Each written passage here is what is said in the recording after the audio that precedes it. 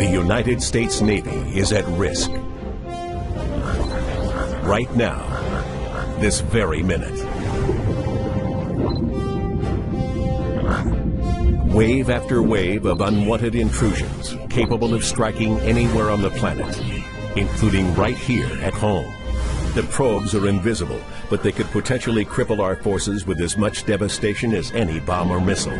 This is all occurring in cyberspace, the worldwide domain where communications, intelligence gathering, kinetic operations, logistics, and command and control can be threatened at network speed.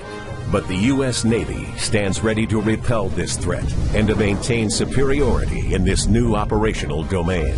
The cyber warriors of U.S. Fleet Cyber Command and U.S. 10th Fleet help operate and assure the security of Navy networks around the world, providing powerful cyber capabilities necessary for warfighting superiority across the full spectrum of military operations.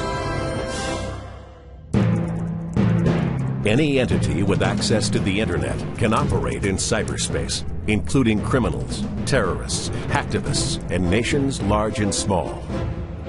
As vast as the internet has become, cyberspace is even larger, with virtually all commerce and communications passing through electronic networks. From GPS systems to wireless phones, credit card scanners to automatic climate control systems, and the U.S. power grid, all are vulnerable to cyber attack. And so is our military. Each day, the Department of Defense alone receives 6 million probes. The traditional operational domains of maritime, land, air, and space have definite boundaries that separate one from the other.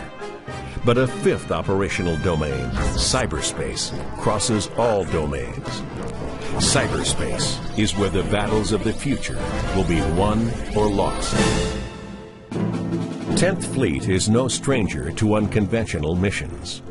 In World War II, submarines were the new menace, changing the very conventions of naval combat. 10th Fleet was formed to counter that threat, unifying intelligence and operations in one command for the first time. Today's 10th Fleet continues that tradition. The Chief of Naval Operations established U.S. Fleet Cyber Command and recommissioned U.S. 10th Fleet as the Navy's central operational authority for cyber, electronic warfare, networks, cryptology, signals intelligence, and information operations. This represents a landmark transition in the evolution of naval warfare, bringing information to the forefront of the Navy's 21st century arsenal. Almost every operation on board a naval vessel functions in cyberspace. It is the primary medium for Navy command and control, communications, computer, combat systems, and intelligence capabilities. All these systems must function effectively, even in the face of degradation or outright attack. That's the job of U.S. Fleet Cyber Command and U.S. 10th Fleet. To assure command and control, the Navy must maintain dynamic situational awareness. This is constant and total awareness in real time of the state of our networks and communications capabilities. I'm seeing a drop in capacity centered in the typhoon off Japan. We need to reroute our traffic until we can make sure it's reliable. An extension of dynamic situational awareness is dynamic network defense, the ability to proactively counter intrusions or hostile acts against our networks before they disrupt our operations, and to seamlessly maintain continuity of command and control. Battle Watch, Captain. I'm detecting a large amount of traffic flowing into the 5th Fleet MOC. Sir, our network sensor grid is indicating a malicious signature there as well. I believe they're probing our premise router and are getting ready to launch a denial of service attack. Block the incoming source IP address and have intel pass it to U.S. Cybercom J2. Yes, sir.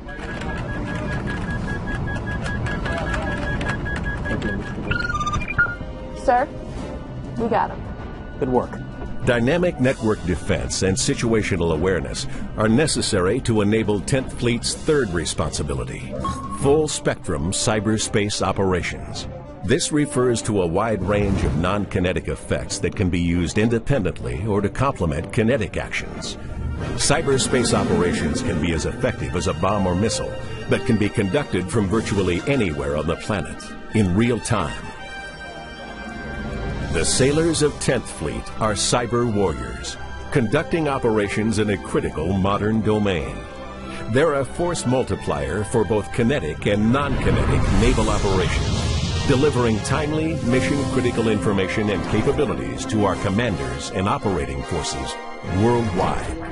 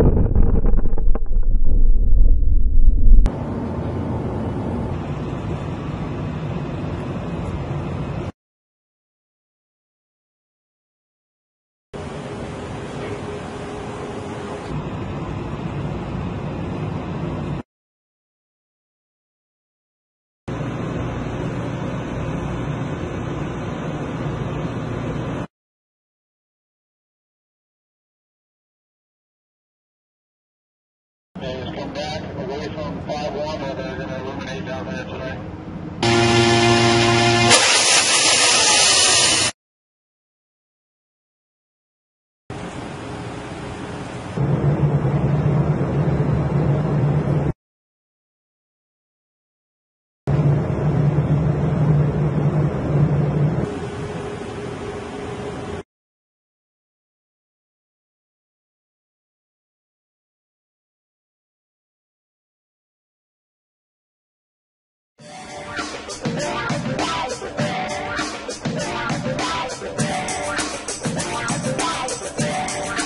We're actually out here performing flight tests for the F-35C to open up the flight envelope and see what we can learn to get the F-35 ready for carrier evolution, launch, and recovery.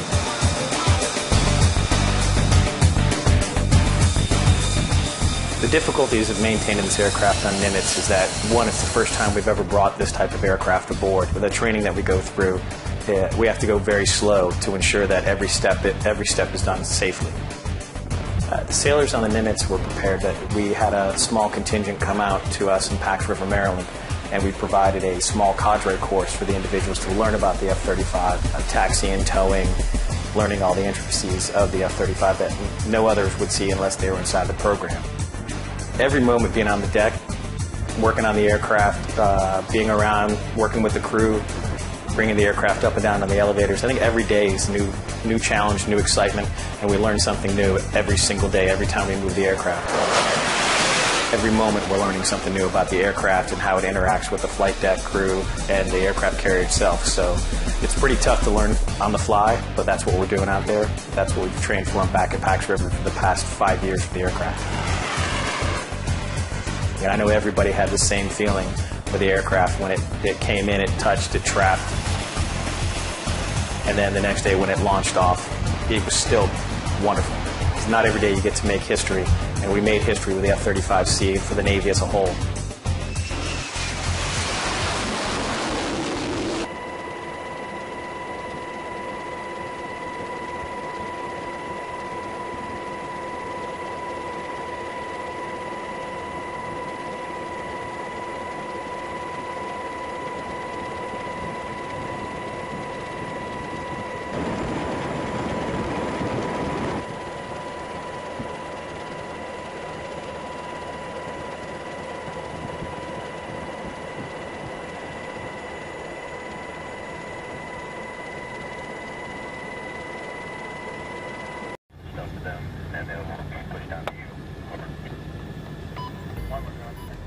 Over the past decade, I've watched American troops operate on the front lines of war in Iraq and Afghanistan, both as a U.S. Marine and later as a journalist. During that time, two things have struck me. First, Americans have developed a low tolerance for seeing their soldiers return home in coffins. And second, soldiers are surrounded by an overwhelming amount of new technology. It's now part of their everyday lives. These two trends are shifting the way the U.S. fights its wars. The Pentagon is currently building an army of what it calls unmanned systems. It's their fastest growing arm of development. And there's a momentum to create machines with more autonomous capabilities, robots which can take certain decisions themselves. But what will this new era of warfare look like? And do the legal and political structures exist to deal with it? These are big meta changes that are happening in war that we've got to wrap our heads around. So I see this as a very major threat to respect for human rights. What is war going to look like when it's robot versus robot? Who wins that war, and how can you even tell?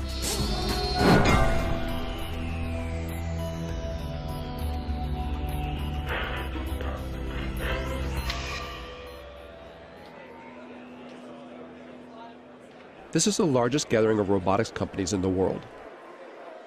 It's organized by AUVSI, the Association of Unmanned Vehicle Systems International. So these are successfully used in operations at the reactors. Hundreds of private corporations and university researchers are here to show off their latest cutting-edge inventions. And so there's things that we can actually pick up with the gripper, use them to defuse a bomb, and then put them back. They're all either selling their products or soliciting funds for their projects. And most of them are targeting a single customer with deep pockets, the U.S. military. This is an annual conference for the robotics industry in Washington, D.C. Years ago, this was a pretty small gathering. This year, there'll be over 7,000 attendees. It's an enormous business here now. It covers everything. You'd be surprised what you could find. Everything from unmanned boats, ships, submarines, to armed drone helicopters. And just the air portion of the robotics or unmanned industries this year will be worth $7 billion. In 2009, the U.S. Defense Department earmarked $18 billion over 5 years for the development of unmanned systems. This boom in military robotics comes off the back of the so-called global war on terror. The wars in Iraq and Afghanistan, along with lethal action in Pakistan and Libya, have created a political and strategic space for unmanned robotic systems. It's not a situation where you're in these big, formation operations or fights. You're dealing with very explosive, very spontaneous events. So you need something that's watching all the time and something that's very adaptable to be able to move from one location to another very, very quickly. The U.S. Air Force is presently training more unmanned systems operators than it's training manned fighter plane and manned bomber plane pilots put together. But that actually makes perfect sense because they're actually buying more unmanned systems than they're buying manned fighter planes or manned bomber planes. The number of drones in use by the U.S. military has surged from a handful in 2001 to over 7,000 today, and the number of ground robots has shot from 0 to 12,000.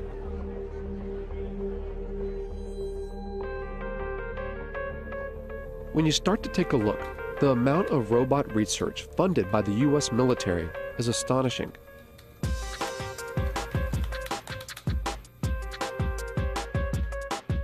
Fault Lines put in more than 100 requests and follow-ups to the Pentagon, military contractors, private robotics companies, and university research labs. But gaining access to see how these tax dollars are put into use isn't easy. When we could actually get a response, it was almost always a firm no. After several months of chasing, only a handful agreed to allow us to film.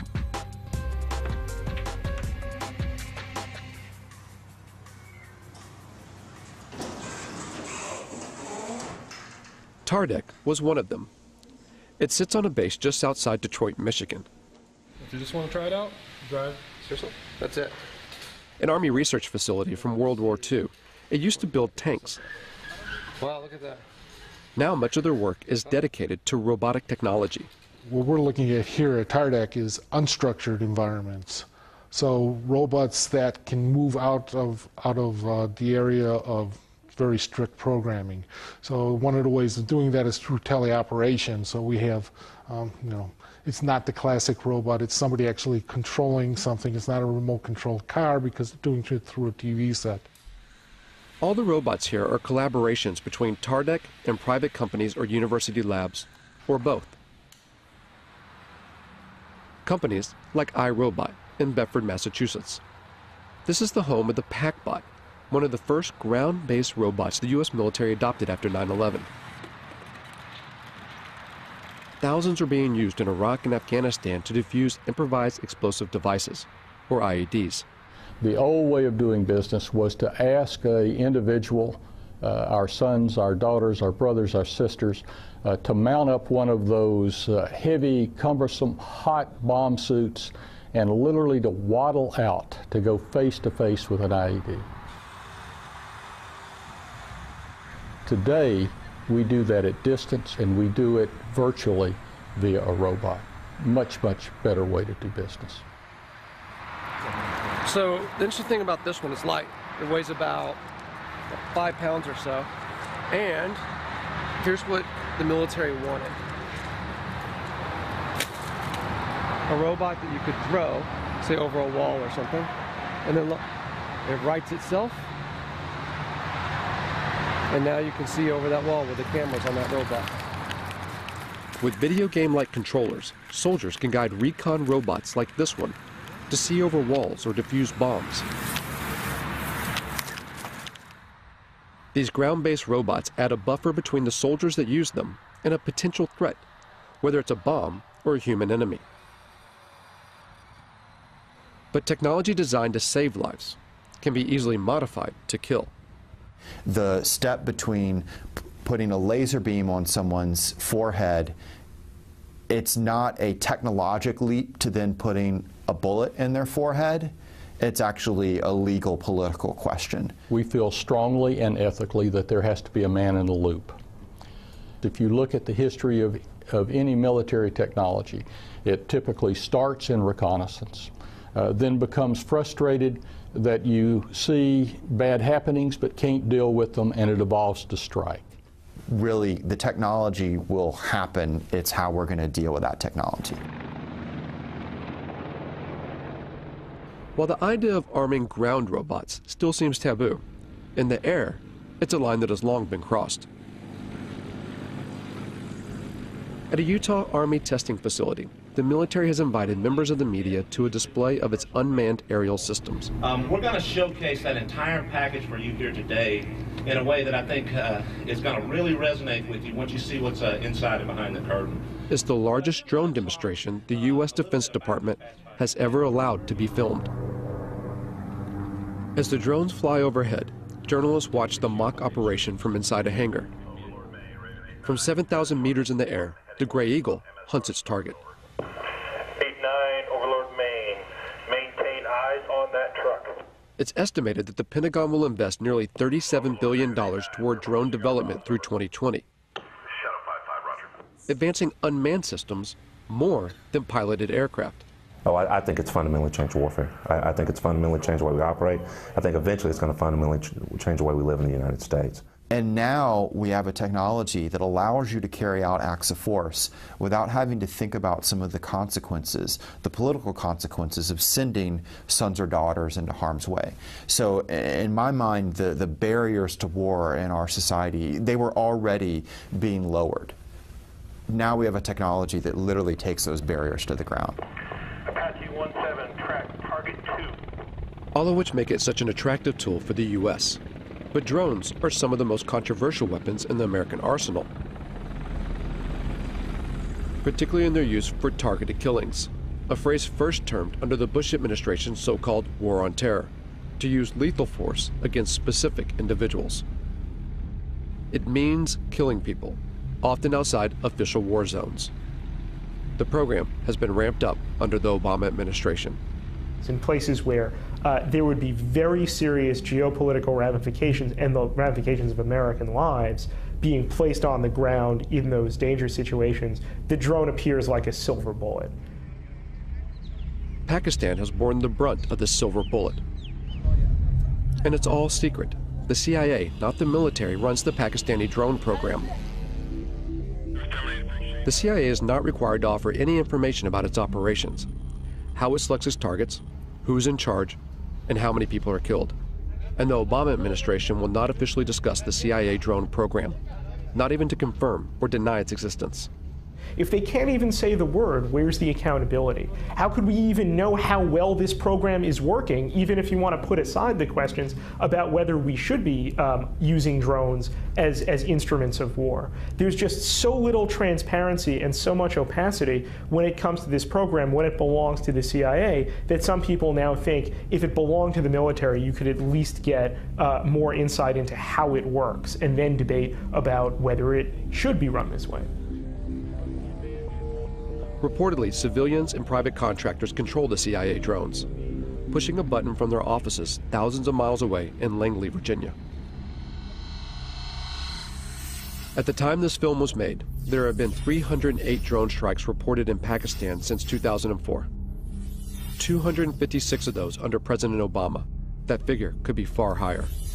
Over 200 strikes hit the region of Waziristan alone, roughly one attack every 4 days.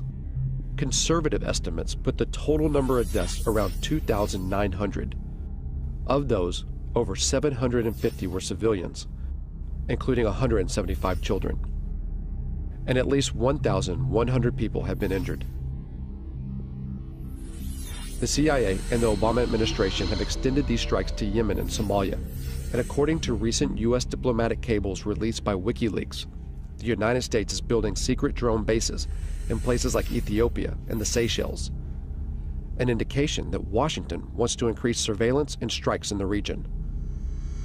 At least a dozen strikes have been carried out in Yemen, one of which in late September killed Anwar al-Awlaki, an American-born imam with alleged ties to al-Qaeda. The willingness to target and kill a U.S. citizen provides just one example of how this secret war often operates beyond recognized legal boundaries.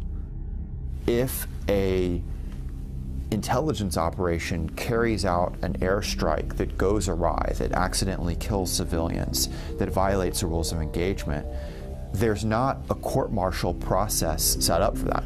There is, in my view, at the end of the day, no accountability for what is going on now. Philip Alston spent 6 years studying the legality of the U.S. drone program for the United Nations Human Rights Council. The congressional committees have, as far as anyone knows, never exercised oversight in any specific way in relation to these killings. He says that the American government's justification for the strikes, self-defense in response to 9/11, even now, 10 years later, is a manipulation of the international laws governing conflict. Now, in terms of international law, that represents a fundamental breakdown in what are called the rules on the use of force. It would enable the United States to use force against any target, any country, any time. Following 9/11, Congress passed a resolution called the Authorization for Use of Military Force, or AUMF. It allows the U.S. President to use military force anywhere against people believed to be responsible for 9/11. And when the Obama administration has been asked, what authorities do you possess to go, into Yemen, to go into Somalia, even, outside Afghanistan into Pakistan, for the purposes of attacking people that you say are aligned with al-Qaeda, they use the AUMF. I think the U.S. is certainly risking setting itself up for a significant global backlash against its extension of power extraterritorially. But the bigger problem, of course, is other states saying, well, this is the norm. You do it. Why shouldn't we do it? The UN Human Rights Council has taken no action to further investigate the legality of the U.S. drone program. While the U.S. continues to expand the program, 45 other nations are working on their own drones, many being sold on the open market. In the rush to churn out robotic military systems, who buys these technologies and how they're used has minimal international oversight. In short, the law is not keeping up with the pace of development. Technology doesn't stop, and that's, I think, one thing that people need to realize is that it's accelerating ever faster, not just in the number that we're using it, but how advanced it is. The accelerated pace of development is such that it is inevitable that we are creating machines that are going to be able to do things we cannot currently conceive of them doing. I think if the United States were serious, part of this major program to, if you want to create a word, to robotize its war-making functions, would be to build in various safeguards designed to ensure respect for the laws of war. There has been a mad dash for advancement with very little consideration for how that advancement will play out against human society. And Rita J. King is a futurist who studies the potential dangers that technological advances in robotics and artificial intelligence can bring. Within the United States, you have the military, and then you have, private business, and you have universities. So all these different groups are doing their own research and their own creations at different paces. And eventually there will be more of a coming together of these different aspects of the programming and the creations, and we will cross a line. In a university lab at Virginia Tech, Professor Dennis Hong and his students work on a robotic soccer team. The real thing is, if you want to use these robots outside the lab in real life doing real work, then without all the skills needed to playing soccer, it won't happen. So it's a really good controlled competition where we can develop all the technologies needed for robots to be used in real life. Virginia Tech's funding comes from a variety of sources. These robots are part of a project sponsored by the National Science Foundation. But they also take on projects financed by the U.S. military. So as a research lab, the technology we develop, we want the society to be using our technology. Of course, many of our robotics projects, most of them, if not all of them, are to help the society. But here they recognize that a technology's ultimate use is unpredictable. Time to time, as a group, we sit down and discuss about these kind of problems. Mainly, it's very sensitive, especially for when we work on military-funded projects and those kind of things. But many times, we don't have any control once it leaves our hands. However, that's true for any technologies, any science besides robotics as well. It's hard to put a timeline on how fast robots and artificial intelligence will develop. But almost everyone we spoke to seemed to believe that in just a few decades, the robots that will exist in our world will be unrecognizable by today's standards. I think the probability is virtually one, a certainty, that machines will be as intelligent as people, that we will have intelligent robots, that robots will be ubiquitous. So then the consensus of people in the industry is somewhere around 2025, 2030, and even if you would say, oh, that's optimistic, so maybe it's 2050. Maybe some of us won't be around to see it, perhaps, but it's not that far in the future. It's not 1,000 years. It's not 500 years. It's certainly not never. When people say machines will never be as smart as people, never is a very long time. The robots that we create could, of course, eventually will become much smarter than we are. And because they're smarter than us, we won't be able to conceive of how smart they are. And we'll have no control over that. And I don't think our brains are really equipped to accept the enormity of what that means, because we do find ourselves intelligent now. Science fiction stories have always made predictions about conflict between machines and people. The way to avoid that is for humans to always be at least as intelligent as their machines. While we may not know exactly if or when robots will become as intelligent as humans, at AUVSI, the talk of autonomy, of military robots taking more decisions by themselves, is growing. Work on the next generation of autonomy, maybe before it's really needed, to show where it can go.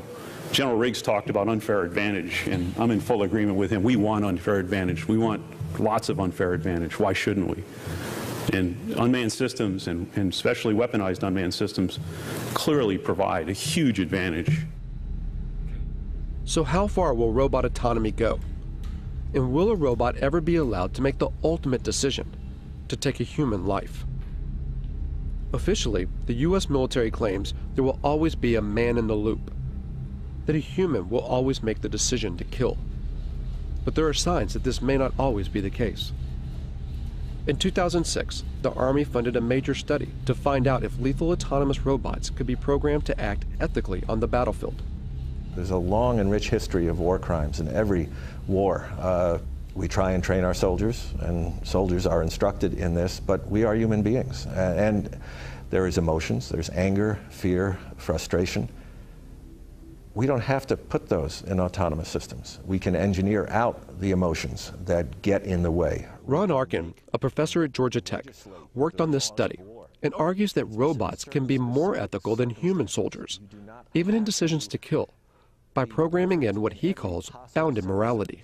You establish a venue, a region, or a task environment, or a mission under which the system is operating, and you engineer that system to make sure that it acts appropriately under those particular circumstances. Whether it makes that decision what to fire at, when to fire, and who to fire at, that I think is a critical decision that we already sort of ritualize within the military decision process, and we shouldn't relinquish that. There's reasons to deny people their right to life, self-defense, intervening on behalf of another to defend their life.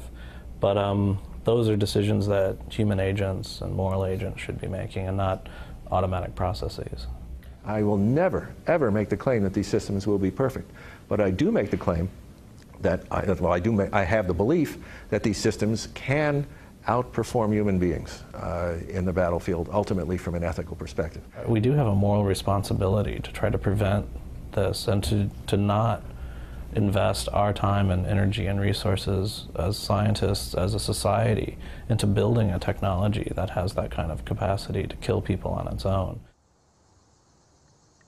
But for now, there are no signs that research like this will stop. Because there's an assumption that underlies not only Arkin's work, but also the billions spent on defense. The assumption that war will always continue. War is a very cultural thing. It's a kind of a social deliberation instead of a moral deliberation, or a cultural deliberation, if you will. Like, how do we want to fight wars? What is it to be a warrior in this society? And what does this society decide that war is about and is good for? In the past, battles had formal boundaries and ends, where each side had to bury their own. But as more robots go to war on behalf of humans, what stake does society hold? As killing becomes more automated, does it make war all too easy? So I think that is a big issue as far as what these technologies are going to do, and making war much easier to become involved in, and really detaching, especially in the United States, the American public from its sense of responsibility and moral and social deliberation that should go into deciding when wars occur. A lot of people say, well, why don't we stop working on this technology? There's a problem, though. You'd have to stop science. It means you'd also have to first stop war and stop capitalism. And there's such a vast amount of money that goes into thinking about defense problems and solving defense problems, that if we turned that time and energy and resources into solving more practical problems, we would actually probably alleviate most of the social and political problems that cause us to have defense and security concerns. And the fact of the matter is that most of the funding that's going into robot research, of course, is to create a better war machine. And to what end? It demonstrates how far we are from the sort of intelligence we need to build robots that can help us instead of hurt us.